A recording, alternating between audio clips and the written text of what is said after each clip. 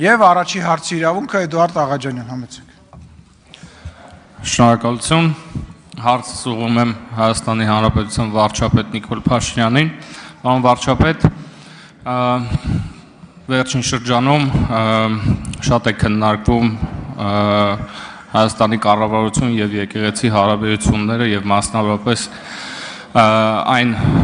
թեմաները, որ այսօր հիմնականում քննարկվեցին այդ թվում ազգային ժողովի ամբիոնից եւ հասարակական տարբեր շրջանակներում այս հարցը բնականաբար մեծ քննարկումների առիթ է տվել եւ այս քննարկումների շրջանակներում ամենահաճախ հնչող հարցերից մեկը նա է, թե ինչու է կառավարությունը հենց այս բանին որոշել է հարցերը բարձրացնել, որովհետեւ կա տպավորություն, որ այս խնդիրները մեր հանրության շրջանակներում վաղուցմանից արդեն պարզ էին եւ հանրության լայն շրջանակներում արդեն տեղեկացված էին այն բոլոր խնդիրների մասին, մասնավորապես արատավոր խնդիրների մասին, որոնք կան մեր եկեղեցում։ Ես կխնդրեի այս հարցին անդրադառնալ։ Շնորհակալություն։ Հարցին կպատասխանի Հայաստանի Հանրապետության վարչապետ Նիկոլ Փաշինյանը, համեցեք, պարոն վարչապետ։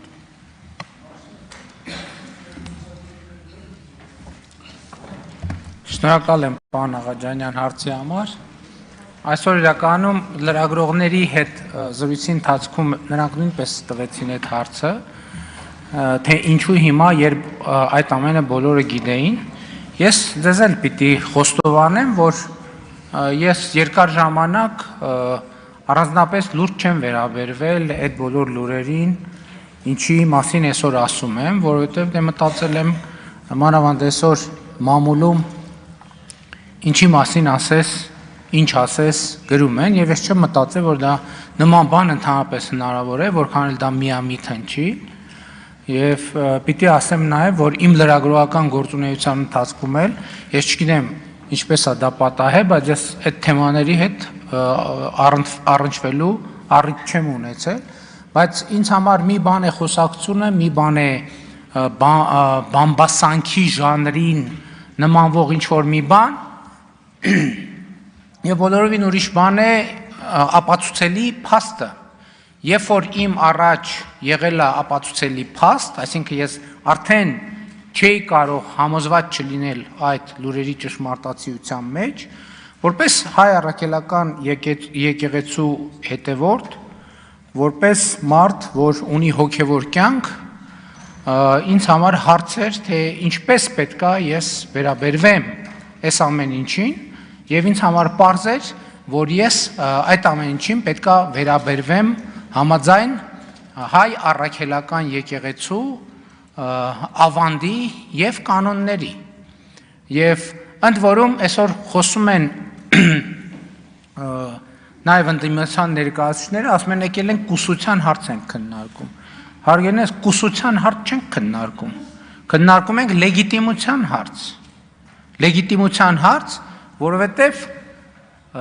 356 թվականին տեղի ունեցել Աշտիշատի ժողովը, որը մեր եկեղեցու համար սահմանել է կուսակրոնության դաս, որը պետք է պահի եկեղեցու ավանդը եւ պետք է ղեկավարի եկեղեցին։ Ընդ որում հիմա կուսակրոն քահանաները իրենք ունեն վերադաս աստիճան ամուսնացյալ քահանաների նկատմամբ։ Հիմա ամուսնացյալ քահանաները ամուսնացած մարդիկ են եւ այսինքն ոչ մի վերապահում նրան չկա, որովհետեւ իրենք իրենց ուխտը չեն խախտել։ Բայց այստեղ հարցը հետեւյալն է, եթե նրանք մի մասը դե ֆակտո ամուսնացած է եւ այլն, եւ կուսակրոնության բերումով ղեկավարում է ամուսնացյալ քահանաներին, բա ինչի է ղեկավարում։ Ընդհակառակը ամուսնացյալ քահանաները այս համատեքստում եւ հոգեվոր եւ բարոյական առումով շատ ավելի բարձր են, որովհետեւ նրանք իրենց հոգեվոր ուխտը չեն խախտել, քան նրանք, ովքեր իրենց հոգեվոր ուխտը խախտել են։ Ընդ որում ես էլի եմ ասում, ես հիմա ինչ գրում եմ եւ ասում եմ, ես այն երկրորդ գիրքը չբերեցի, Ես ամեն ինչը, ինչ նախադասություն ասում եմ, հիմնավորում եմ հայ առաքելական եկեղեցու կանոններով։ Հիմա իմ ձեռքի տակ է, օրինակ, 2020 թվականի հրատարակության Մայրաթոր Սուրբ Էջմիածնի հրատարակության համաբարբար կանոնագիրք հայոց կոչվող կանոնների ժողովածու, որտեղ հստակ սահմանվում է, թե կուսության ուխտի զանցառման պարագայում ինչա տեղի ունենում։ Չէ, բանում կոչվում է կուսության ուխտ, այդ ամեն ինչ իրար հետ կոչվում է կուսակրոնություն։ Կուսության ուխտ։ Տենց է կոչվում։ Եվ հստակ սահմանված է, թե ինչա տեղի ունենում։ Ես դες ընդ որում այն մյուս հայոց կանոնագրքում տասնյակ հոդվածներ կան, ես մի օրինակ վերեմ։ Ուրեմն կանոնագրքի կանոն անկյուրիա կոչվող ի կանոնը ասում է հետևյալը. նրանց մասին, որոնք չափահաս են դառնում եւ խոստանում են կուսությունը պահել եւ դրժում են խոստումը հոգեվորականների մասին, շնություն անելով այլևս կույս չեն կարող համարվել, այսինքն կույս չեն կարող համարվել, կուսակրոն չեն կարող համարվել, եպիսկոպոս չեն կարող համարվել, աբեղա չեն կարող համարվել, վարդապետ չեն կարող համարվել, կաթողիկոս չեն կարող համարվել, որովհետև այդ բոլոր պաշտոնների համար պարտադիր է կուսության կամ կուսակրոնության ուխտը։ Այլևս կույս չեն կարող համարվել, այլ նրանց նման կլինեն, որոնք երկու կին ունեն։ Եվ նրանց համար սանվանվելու է 2 տարի ապաշխարություն եկեղեցուց դուրս, այսինքն նրանք պետք է դուրս մղվեն եկեղեցուց, եւ մտնելով եկեղեցի 1 տարի ապաշխարողների հետ լինեն, տեսնել ապաշխարության ջերմությունը եւ հաղորդ լինել օրենքներին, բայց քահանայության օծմանը չպետք է մերձենան, այսինքն քահանայական գործունեությունը արգելված է նրանց իրականացնել, ինչպես այն կույսերը, որ մերձենում էին ոմանց որպես քույրեր, սա արդեն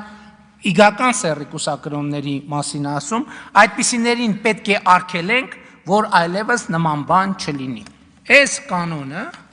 որը հայ առաքելական եկեղեցու արդարադատության նախարարությունում գրանցված կանոնադրությամբ ունի իրավական, պարտադիր իրավական ուժ հոգևոր պաշտոնյաների համար, տեսեք ես 4 դարի գիրք չեմ բերել, 2020 թվականի Մայրաթոր Սուրբ Էջմիածնի պաշտոնական հրատարակություն կանոնների պաշտոնական ժողովածու։ Այս ժողովածուն ասում է, որ օրինակ Կտրիչ Ներսիսյանը կաթողիկոս չի ինքը իրավունք չունի հաղորդակցվել մեր եկեղեցու սրբությունների հետ, ինքը եկեղեցից կանոնը ասում է եկեղեցուց դուրս պետք է մղվի եկեղեցուց, եւ ինքը իրավունք չունի, եւ նրա կողմից սրբություններին դիպչելը անգամ սրբապղծություն է, այստեղ ընդդիմությունը մի ուրիշ բաներ էր ասում, կներեք շատ չեն, ասում է եկել են եկեղեցու ներքին գործերին խառնվում են, Ժորժ ջան, այդ մեր եկեղեցին է, ո՞նց ենք մենք մեր եկեղեցու ներքին գործերին խառնվում, այդ մեր եկեղեցին է, այս մեր ուխտն է, այս մեր ավանդույթն է, եւ կոնկրետ Կտրիչ Ներսիսյանը եկեղեցու իրավական պարտադիր ուժ ունեցող օրենքի համաձայն ինքը եկեղեցուց դուրս է, արձագանքեք։ Համեցեք, արձագանք։ Շնորհակալություն, պարոն վարչապետ, եւս մեկ հարց, մեր ընդդիմախոսները հաճախ այս քայլերը եւ այս հարցադրումները կապում են եկեղեցու քաղաքականությամբ զբաղվելու համատեքստում իրենց բնորոշմամբ ռեպրեսիաների, կառավարության կողմից իրականացված ռեպրեսիաների տեսքով եւ ես անկեղծորեն նաեւ ինքս կուզեի այդ համատեքստում մեր կողմից այդ հարցը բարձրացնել, իսկ ընդհանրապես Արդյոք եկեղեցին իրավունք ունի ծավալել այն գործունեությունը, որը վերջին 1 եւ ավելի տարիների ընթացքում ծավալում է, եւ մանավանդ այն համատեքստում, երբ մեզ մեղադրում են հակասահմանադրական ընդհուպ գործունեության մեջ, կուզեի անդրադառնալ եկեղեցի կառավարություն հարաբերություններին այս համատեքստում, այսինքն կառավարությունը մտնում է եկեղեցու ներքին գործերի մեջ եւ հակառակը եկեղեցին մտնում է քաղաքականության մեջ։ Պարոն Աղաջանյան, տեսեք, եկեղեցին քաղաքականությամբ զբաղվում էր 2020 թվականին։ Եկեղեցին քաղաքականությամբ զբաղվում էր 2021 թվականին։ Եկեղեցին քաղաքականությամբ զբաղվում էր 2022 թվականին։ Եկեղեցին քաղաքականությամբ զբաղվում էր 2023 թվականին։ Եկեղեցին քաղաքականությամբ զբաղվում էր 2024 թվականին։ Այդ հարցերի մասին ես խոսել եմ։ Չեմ խոսել։ Ինչի՞ եմ հիմա խոսում։ Որովհետև հիմա ես առերեսված եմ փաստի հետ, որպես հայ առաքելական եկեղեցու հետևորդ եւ այո, նաեւ որպես վարչապետ, որովհետև չեմ կարող կիսել այդ երկու իմ բնությունները, առերեսվել եմ փաստի հետ, որ մեր սրբության սրբոցում տեղի ունենում պղծություն։ Հասկանում եք, ես տեղի իմ ոչ միայն իմ, բայց այդ թվում նաև իմ սրբության սրբոցում տեղի ունենում պղծություն։ Ես գիտեք, ես հոգևոր զգացմունքներ ունեցող մարդ եմ եւ դա երբեք չեմ էլ թաքցրել։ Ես ասենք Սուրբ Զատիկը եւ Սուրբ Ծնունդը ուղերձով եմ հանդես գալիս եւ սաղմոս եմ արտասանում։ Ես երբեք իմ հոգևոր զգացումները չեմ թաքցրել։ Եվ ես հիմա առերեսված եմ այս փաստի հետ։ Ես մի կողմից մեր եկեղեցին մեր սրբության սրբոցը, մյուս կողմից իմ ու Աստծո հարաբերությունները։ Չեմ կարող այս փաստը ուղղակի նայեմ, ասեմ, վայ, դիտորդ եմ ես չեմ կարող դիտորդ լինել, որովհետև մեր, այդ թվում նաև իմ սրբության սրբոցը գտնվում է պղծություն իրականացնող կուսակրոնության ուխտագիրը խախտած, ընդ որում կուսակրոն քահանաները բոլորը առանց բացառության, երբ որ կուսակրոնություն են ընդունում, իրանք մայրաթոռի խորանի առաջ ծնկաչոք տեքստ են արտասանում, երդվում են, որ չեն երդվում, որովհետև նոր կտակարանը ասում է մի երդվիր, ասում են, որ ուխտը ստանձնում են եւ խոստանում են, որ կուսակրոնության ուխտը ստանձնում են կամավոր եւ խոստանում են, որ կպահեն, հավատարիմ կմնան եւ կվարեն պարկեշտ կյանք եւ այլն եւ ստորագրում են այդ թուղթը։ Իրենք իրենց ստորագրած թուղթը խախտել են։ Ոնց կարանք մենք թույլ տանք, որ վեհարանում գտնվի մի մարդ, որը արհամարել է մայրաթոռ Սուրբ Էջմիածնի խորանի առաջ ծնկաչոք իր ստանձնած ուխտը, ոնց կարանք մենք դա հանդուրժենք։ Եվ ոչ միայն նա, ես համաձայն չեմ հանդուրժել դա։ Եվ բոլոր եմ փորձը, թե սա ընդեմ սա հանուն եկեղեցու է, որովհետև մայրաթոռ Սուրբ Էջմիածինը պետք է ուխտադրուժ երթմնազանց պղծաբարո ներկայությունից ազատվի։ Շնորհակալ եմ, կներեք, որ երկարացրի։